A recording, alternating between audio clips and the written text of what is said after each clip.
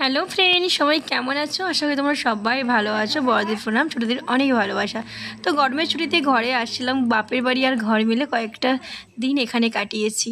আর আজকে হচ্ছে আমার শ্বশুর বাড়িতে হরিনাম হয়, প্রতি বছরই হয় এই সময়। তো এই বছর তেমন কিছু হচ্ছে না, তো আমার হাজব্যান্ডের ছুটি পায় না, এই জন্য ছোটোখাটো ধরেই হয়েছে। তো আমি আগের দিন বাপের বাড়ি থেকে চলে আসছি। আর এইখানে উঠেই মন্দিরটা ভালো করে আমি ঝাঁটফাট দিয়ে মুছে ভালো করে আলপনা দিয়ে দিয়েছিলাম। আর এইদিকে দেখো, এখানে হচ্ছে আমার ভাসুরের মেয়ে এখানে ফল কাটছে। তোমাকে হেল্প করতে হবে নাকি? বলো বল। থালা দিয়ে দাও আমাকে। হাত দেবে? এই কলা তো আর একটু কিছু দিতে হবে না, এইটুকু হবে নাকি? দেখো প্রায় সবই রেডি। আর এইখানে আমাদের ঠাকুরমশাই চলেও আসছে, তো ঠাকুরমশাইকে একটু মিষ্টি জল দিয়ে দিল।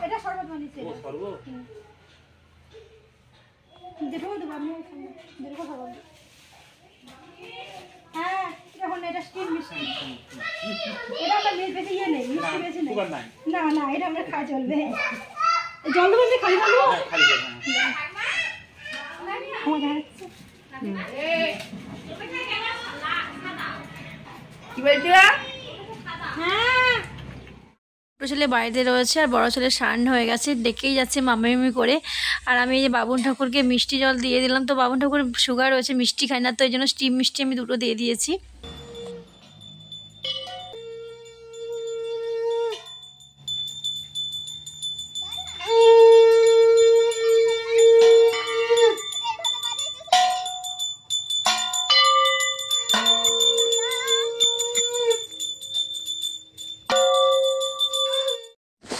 আর এইদিকে দেখো বাবুন ঠাকুর পুজোয় বসে গেছে, আর আমি এদিকে দেখো আস্তে আস্তে রান্নাগুলো করে নিচ্ছি। তো প্রতি বছর অনেক মানুষজনই খায়, তো এই 2 বছর এখন বেশি মানুষজন খায় না, তো আমাদের ঘরের লোকগুলোই খায়। তো 30 জনের আইটেম হয়েছে। আর আমার রান্না দেখো প্রায় সবই কমপ্লিট হয়ে গেছে। তো রান্না হয়েছে আজকে দেখো, পায়েস বানিয়েছিলাম, আর শুক্তো বানিয়েছিলাম, পোস্ত বানিয়েছিলাম, ডাল। আর এইদিকে দেখো এখনও পাঁপড়টা ভাজা হয়নি, আমি এদিকে পাঁপড়টাও ভাজছি। আর এখানে দেখো শুক্তোটাও হয়ে গেছে, তো দুবার ধরে শুক্তোটা করতে হয়েছে, কারণ কড়াটা খুবই ছোট ছিল। আর এইদিকে দেখো সবাই কিন্তু আমাদের জায়েরা সবাই চলে আসছে। তো ওরা একটু লেট করেই আসছে, তো ওরা আসার আগেই আমার কিন্তু রান্নাবান্না প্রায় কমপ্লিট হয়ে গেছে। আর একাই কিন্তু রান্নাগুলো সব করে নিয়েছি। আর রান্না কেমন হয়েছে সেটা তোমাদেরকে বলছি। মোটামুটি ভালোই হয়েছে আমার তো মনে হয়, কারণ রান্নাটা তো আমি করলেও রান্নাটা কিন্তু ঠাকুরের নামে হয়েছে, এই জন্য রান্নাটা ভালো হয়েছে। তো এইদিকে সবাই দেখো খেতে বসে গেছে, ওই যে আমার ননদ আর এই যে ভাগ্নি, আর এইদিকে দেখো আমার জায়ের মেয়েরা সবাই এসে খেতে বসে গেছে।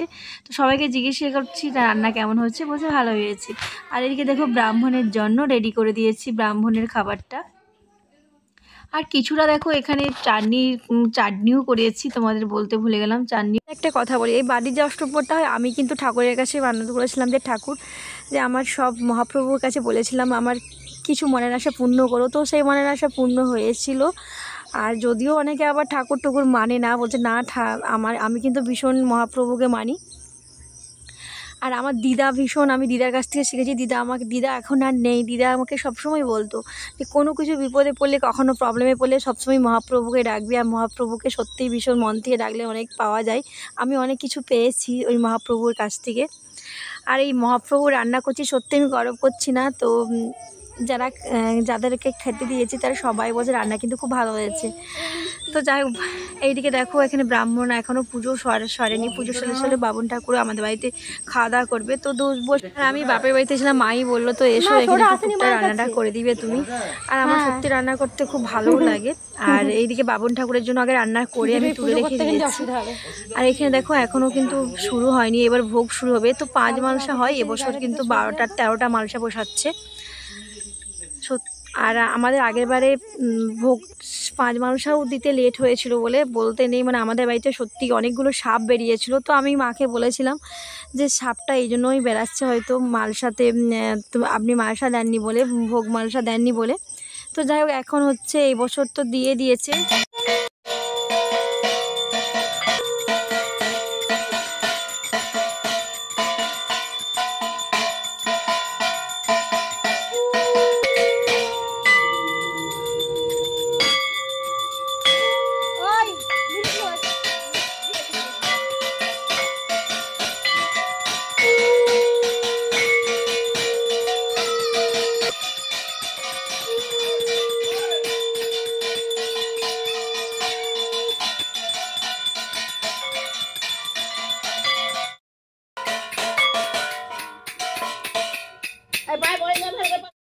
এখানে দেখো আমি বাবুন ঠাকুরের জন্য দেখো খাবার বেড়ে দিচ্ছি আগে।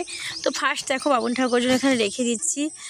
আর এইদিকে আমাদের হচ্ছে কি বলবো তোমাদের একটা কথা, খুব তাড়াতাড়ি এটা হয়ে গেছে। তার একটাই কারণ, আমি আজকে খুব তাড়াতাড়ি সকালে উঠেছিলাম আর আমি আজকে উপাস ছিলাম বলেই আমি বললাম তাড়াতাড়ি একটু রান্নাটা করি। রান্না কিন্তু খুব তাড়াতাড়ি করে নিয়েছি।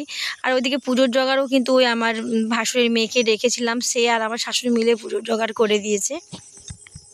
এই জন্য খুব তাড়াতাড়ি হয়ে গেছে। নাহলে মায়ের প্রতি বছর 2টা থেকে 3টে 4টে এরকম ভাত খেতে হয়ে যায়। পুজো হওয়ার পরেই আমরা সবাই ভাত খেয়েছি, মা, বাবা, আমি সত্যি কথা বলতে উপোস বেশিক্ষণ থাকতে পারি না, কারণ আমার প্রচুর অ্যাসিডিটির প্রবলেম রয়েছে। এই জন্য আমি খুব তাড়াতাড়ি কাজটা যতটা তাড়াতাড়ি পেরেছি কাজটা সারার চেষ্টা করেছি।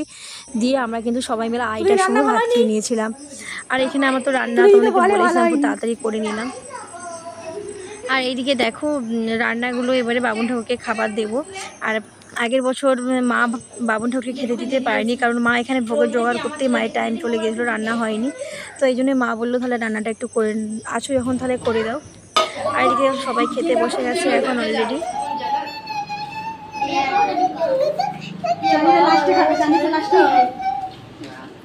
যাই হোক ফ্রেন্ড, বাড়িতে মহাপ্রভুর ভোগ কিন্তু হয়ে গেছে।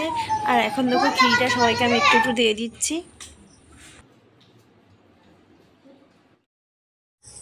আর এদিকে দেখো মা বলেছিল কিন্তু যে আমাদের ঘরের বাচ্চাগুলোকে শুধু বলবো আর কাউকে বলবো না, আর বাবুন ঠাকুর আরে রয়েছে। তো আমি মাকে বললাম বাচ্চাগুলো কেন, আর বাড়িতে সবাইকেই বলে দিন, ঘরেরটাই সবাইকে বলেছিলাম।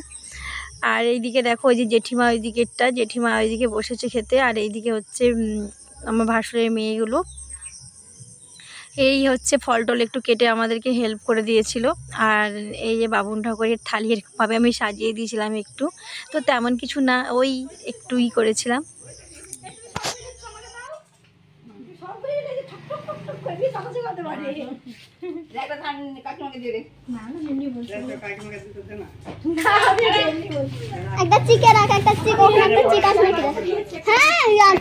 দেখো ফ্রেন্ড, আমার কিন্তু রান্না কমপ্লিট হয়ে গেছে। আর আমি দেখো চলে আসছি মন্দিরের সামনে, দেখছি যে কেমন সাজিয়েছে, যে খুব ভালোই কিন্তু লাগছে দেখতে, বেশ মন ভরে গেল যে এই জিনিসটা দেখার পরে বেশ কত সুন্দর লাগছে মহাপ্রভুর কাছে সাজেটা। তো দেখো হাত পা ভীষণ ব্যথা হচ্ছিলো আর মনটাও ভীষণ কিন্তু খারাপ লাগছিল। তো এই জন্য আমি দেখো ছাদে চলে আসছি, খুব ভীষণ বৃষ্টিও পড়ছিল আর এখনও টিপ করে বৃষ্টি পড়ছে। আর এইখানে দেখো ছাদে এসে আমি নাচানাচি করতে চলে আসছি। আর আজকে দেখো বেশ একটু নাচার পরে বেশ ভালো লাগলো, শরীরটাও হালকা লাগলো। যাক, শ্বশুরবাড়িতে এসে আজকে কিন্তু ভালোই নাচানাচি করলাম।